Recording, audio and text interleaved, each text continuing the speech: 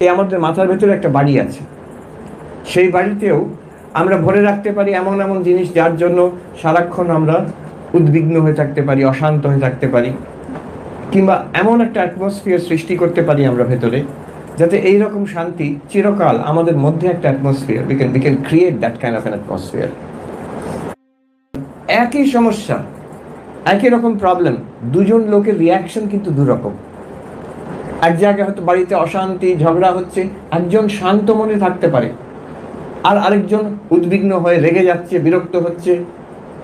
তার মানে ওই একই সমস্যা যদি কেউ শান্তভাবে, তার রিয়াকশন বেশি হচ্ছে না, মাইন্ড ইজ কাম, আরেকজনকার রিয়াকশন বেশি হচ্ছে, তফাৎটা মনে, সমস্যা তো একই। মেনে নিলাম সংসারে অনেক সমস্যা আছে, ডাক্তাররা এটা খুব ভালো বোঝেন, সব ডাক্তাররা দেখি সঙ্গে সঙ্গে বলে ঠিক বলেছেন। ওরা একই রকম অসুখে দুজন পেশেন্ট এবং দুজন পেশেন্ট পার্টি রিয়াকশন দুরকম দেখে ওরা। একজন ধীর স্থিরভাবে হয়তো মেনে নিল, একটা হয়তো গুরুতর অসুখ ধীর স্থিরভাবে মেনে নিল, আরেকজন সেই রেগে যাচ্ছে, চটে যাচ্ছে, ভেঙে পড়ছে, কান্নাকাটি করছে। একজন ডাক্তার আমেরিকাতে, ভারতীয় ডাক্তার, ওখানে হয়তো সবচেয়ে ভালো ভালো ডাক্তাররা হয়তো ভারতীয় বলতে পারবো, অনেক ভারতীয় ডাক্তার আছে। ইন্ডিয়ান ডক্টর, একজন বাঙালি ভদ্রলোক, তিনি আমাকে একটা কথা বললেন, মহারাজ দেখুন, আমি বেদান্তের কথা বলতে গেছি ওই শহরে, মহারাজ দেখুন আপনি কিছু মনে করবেন না, আমাদের এত বেদান্তের সম্পদ আছে, এই গীতা উপনিষদ, কত শাস্ত্র, কত গভীর আত্মা ব্রহ্মের আলোচনা, কত কি আছে, সূক্ষ্ম ব্যাপার আছে, কিন্তু আমি একটা কথা বলবো, আমি দেখি টার্মিনাল কেস, মারা যাবে পেশেন্ট, অনেক সময় দেখেছি ইন্ডিয়ান পেশেন্ট যারা ইন্ডিয়ান, তারা উদ্বিগ্ন, ভেঙে পড়ছে, অশান্ত, ছটপটে। আবার আমি দেখেছি আমেরিকান ক্রিশ্চান, হিন্দু নয়, খ্রিস্টান, যার একটা সরল ভগবানে বিশ্বাস আছে, যিশুতে বিশ্বাস আছে, সে কিন্তু শান্তভাবে মেনে নিল, বললো থ্যাংক ইউ ডক্টর, আপনি যথেষ্ট করেছেন, আমি খুব গ্রেটফুল। মারা যাচ্ছে সে, তফাৎটা কেন হচ্ছে? আমি বলছি দেখুন, সে কিন্তু যেটুকু সে জানে, একটা সরল বিশ্বাস ভগবানে, ঈশ্বরে, তার যিশুর ওপরে বিশ্বাস আছে, ভক্তি আছে, একটা শ্রদ্ধা আছে, আমাকে তিনি দেখবেন, তাতেই তার হয়ে যাচ্ছে। আর আমরা এত আত্মা ব্রহ্ম চৈতন্য পঞ্চকোষ বিচার এসব করেও কিন্তু মুখে মুখে কথাটা যদি মুখে মুখে থেকে যায়, অন্তরে না ঢোকে, যখন ঠাকুর বলছেন যে বেড়াল যখন টিয়া পাখিকে ধরে, টিয়া পাখি যতই রাম রাম শেখাও, বেড়াল ধরলে সে ক্যাঁ করে উঠবে। বেড়াল মানে মৃত্যু, বেড়াল মানে যে রোগ, শোক, তাপ, তখন আমরা ক্যাঁ করে উঠি। যে তত্ত্বটিকে, যেটাকে আমি অন্তরে অন্তঃসাৎ করতে পারবো, অ্যাসিমিলেট করতে পারবো, সেটা আমার কাজ দেবে। যেটা শুধু বইয়ের কথা রয়ে গেল, সেটা কাজ দেবে না। এটা একটা কিন্তু বড় কথা, ভেবে রাখা দরকার। ওই সাধুর কথা আছে যে তাকে সে পড়েছে আমি ব্রহ্ম, আমি শরীর নই, মন নই, তাতে ছোটোখাটো অপারেশন হবে হাতে, তো ডাক্তার বলেছে একটা অ্যানেস্থেশিয়া দিয়ে দিই, লোকাল অ্যানেস্থেশিয়া। সাধু বলছে कोई बात नहीं, मैं ब्रह्म हूँ, मैं शरीर नहीं हूँ, तुम काटो। তো বলছে আমি তো ব্রহ্ম, আমি তো শরীর নই, তুমি কাটো, কোনো অ্যানেস্থেশিয়া দরকার নেই। যে মহাত্মাজি আপনি ঠিক বলছেন তো, কারণ লাগবে, একটু ব্যথা হবে। আরে কাটো, আমি তো ব্রহ্ম হ্যাঁ, আমি দ্রষ্টা হ্যাঁ, লাগুক কি আছে, আমি তো দ্রষ্টা। যেই ছুরিটা লেগেছে, চিৎকার করে আছে, এই রুকো রুকো রুকো, কি হলো? বলছে আপনি তো ব্রহ্ম, চিৎকার করছেন কেন? বলছে ও সব কিতাব কা বাত, শালা কিতাব মে রহ গয়া। বলছে ওই সব বইয়ের কথা শালা বইয়ের মধ্যেই রয়ে গেল, এখন কোনো কাজ দিল না, তুমি আমাকে অ্যানেস্থেশিয়া দাও। অথচ কি এটা সম্ভব? আমরা জানি এটা সম্ভব। তীব্র যে কষ্ট হরিময় যে নিজের জীবনে আছে, উনি ঠাকুরকে দেখেছিলেন, ঠাকুরের যে দৃষ্টান্তটা আছে, ওনার গলায় তখন ক্যান্সার, কষ্ট পাচ্ছেন হরিময়, তখন বয়স কম, হরিনাথ জিজ্ঞেস করছেন যে আপনি আজকে কেমন আছেন মশাই? ঠাকুর বলছেন কষ্ট, খেতে পারি না, এখানে ব্যথা। তারপরে হরিনাথ তখন বলছে আমি দেখছি আপনি মহা আনন্দে আছেন। ঠাকুর বিরক্ত না হয় বলছে ও শালা ধরে নিয়েছে। আচ্ছা, এই হরিনাথ পরবর্তীকালে তিনি যখন স্বামী তুরীয়ানন্দ অনেক বয়সে, তার দেখা যাচ্ছে ঠিক এইরকম কষ্টকর অপারেশন হচ্ছে একাধিকবার, এটা একবার নয় একাধিকবার হয়েছে, তিনি কিন্তু সেই কষ্টের ঊর্ধ্বে একদম শান্ত মনে অম্লান বদনে বসে আছেন। ওই ডাক্তারকে বলছেন তুমি কাটো, ওই ব্ল্যান্স করবে, বয়েল। বলছে খুব কষ্ট হবে কিন্তু মহারাজ, আমি অনেকটা গভীরে কাটবো, তুমি কাটো আমি দেখি। কিন্তু তখন সেখানে কিন্তু তিনি বলছেন না কিতাব কে বাদ কিতাব মেরা কিয়া।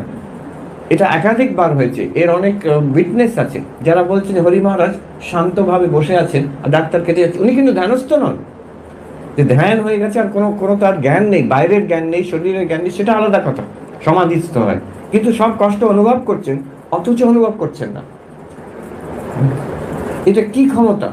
গীতাতে বলছেন শ্রীকৃষ্ণ একটা এমন জিনিস পাওয়া যায়, ইয়াসমিন স্থিত দুঃখে না গুরুনা আপি না বিচাল্যতে, যেখানে স্থিত হয়, where you are centered, গুরুতর দুঃখ তোমাকে নড়াতে পারবে না, একটা এমন জিনিস পাওয়া যায়।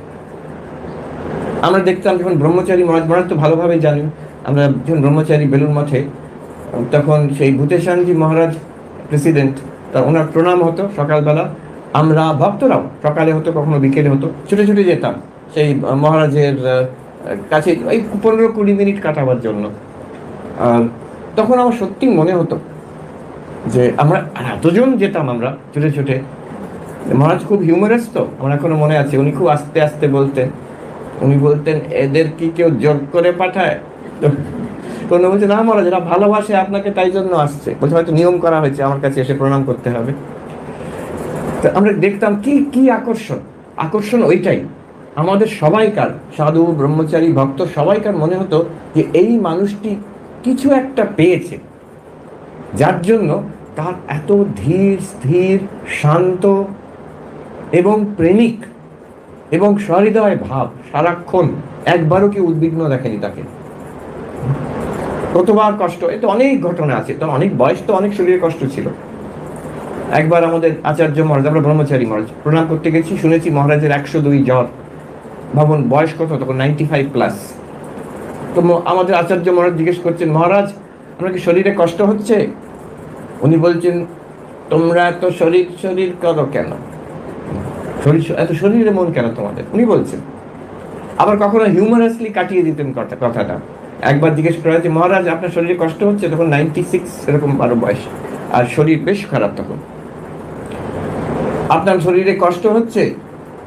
তো তখন মহারাজ বলছেন হ্যাঁ আমার হাঁটুটা কনকন করছে, আমার এই চোখ দুটো কড়কড় করছে, কানটা ভোঁ ভোঁ করছে। প্রত্যেকটা ভাষার চয়েস আমি অত বলতে পারবো না, প্রত্যেকটা অঙ্গতে কি হচ্ছে ঠিক ঠিক যে বাংলা ভাষায় যেগুলো আছে, হ্যাঁ কপালটা ডিপ ডিপ করছে, এই করে সবটা ডেসক্রিপশন দিয়ে বললেন। তবে আমি কমপ্লেন করছি না, আমি এসব নিয়ে ভালোই আছি। মহাপুরুষ মানুষের দেখা গেছে, আমরা এদের দেখে ভূতেশানজি মহারাজকে দেখে আমার মনে হয়েছিল একরকমের, এটাকে বলে হোলি এনভি, একটা আধ্যাত্মিক ঈর্ষা, যে আপনার কাছে কি আছে সেটা আমার চাই, কি এমন আছে মানুষটার কাছে। আমরা ওই জন্য সবাই ছুটে যেতাম, জেনে জানতে অজান্তে। মহাপুরুষ মহারাজের এরকম একাধিক ঘটনা আছে। ওনার একবার কাশিতে খুব শরীর খারাপ, তখন সকালবেলা সাধুরা গিয়ে প্রণাম করতে গেছেন, স্বামী শিবানন্দজি মহাপুরুষ মহারাজ। মহারাজ কষ্ট হচ্ছে? বলছে না, কাল রাতে কষ্ট হচ্ছিল খুব, বাবা বিশ্বনাথ এসে দুটিকে আলাদা করে দিল। দুটি কি দুটি দেখবো আমরা, দুটিকে আলাদা করে দিল কি। আরেকবার বেলুর মঠে একটু হাঁপানি ছিল, খুব কষ্টকর, অনেক, উনি আমার পার্শ্বদের মধ্যে সবচেয়ে দীর্ঘায়ু ছিলেন, 80 ইয়ার্স কত বেঁচেছে মনে হচ্ছে। তো সারা রাত ঘুমোতে পারেননি, সাধুরা খবর পেয়েছে, তো তারপরের দিন সকালে সবাই প্রণাম করতে গিয়ে বলছে মহারাজ আপনার কষ্ট হয়েছে, সারা রাত ঘুমোতে পারেননি, আপনার তো কষ্ট হচ্ছে খুব। বলছে না না আমি তো ভালো আছি, কিন্তু এই যে আমরা শুনলাম যে আপনি সারা রাত ঘুমোতে পারেননি, এরকম হাঁপানি।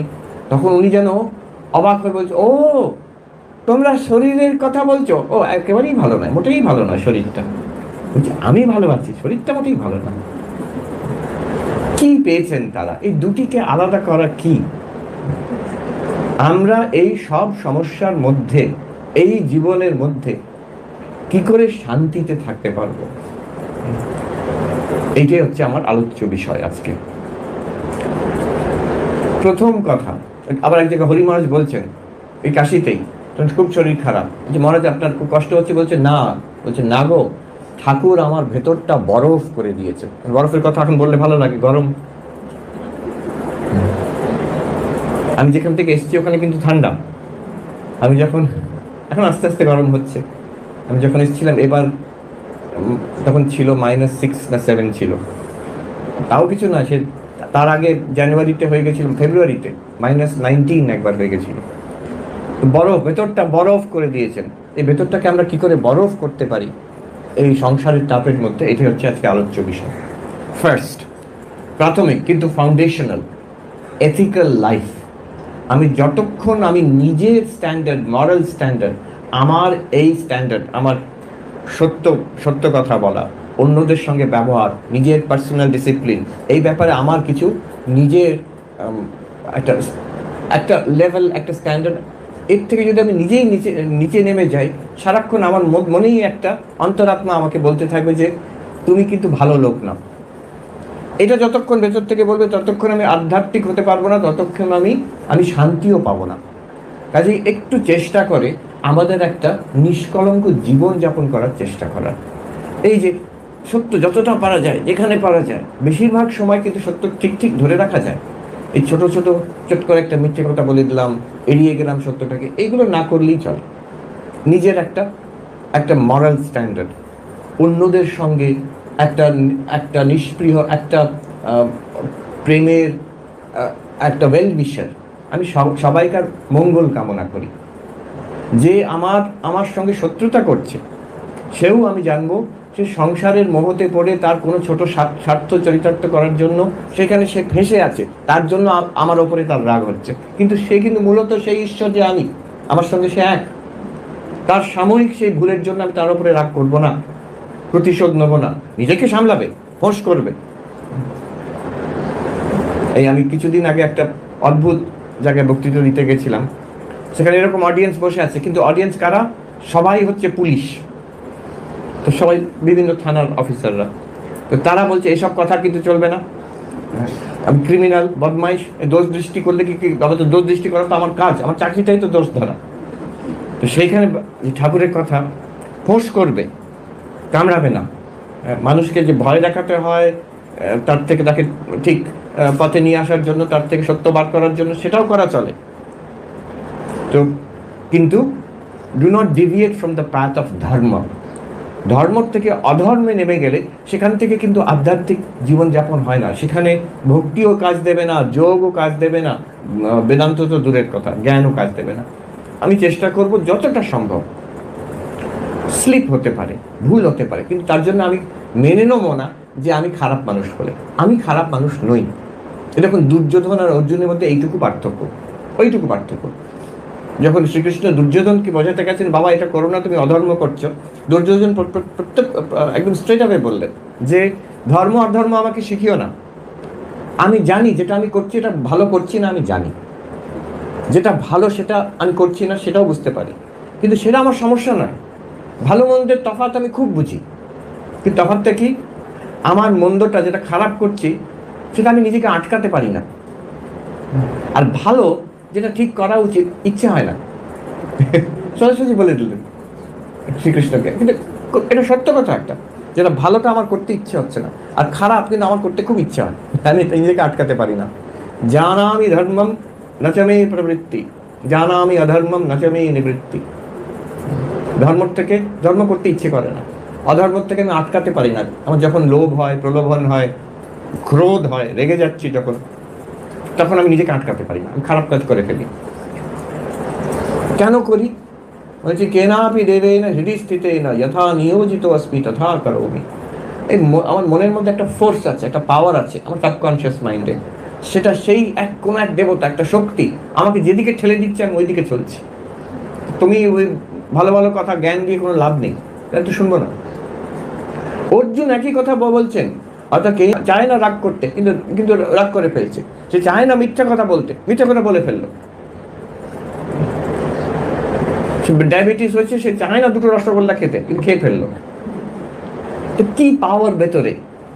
তারপরে শ্রীকৃষ্ণ তো বোঝালেন, বেদান্তের কথা বোঝাচ্ছেন, মনের সাইকোলজি বোঝাচ্ছেন। কিন্তু আমার পয়েন্টটা এইখানে দেখুন, অর্জুন আর দুর্যোধনের মধ্যে একটা তফাৎ। অর্জুন প্রশ্ন করছেন যে কি জন্য এটা হচ্ছে, আমি কি করতে পারি। দুর্যোধন কিন্তু প্রশ্ন করছেন না, দুর্যোধনের কোনো ইচ্ছে নেই আর কিছু চেঞ্জ করার জন্য, এইভাবেই চলবে। ওভাবে চললে কোনোদিন আধ্যাত্মিক কেউ হতে পারবে না। আমি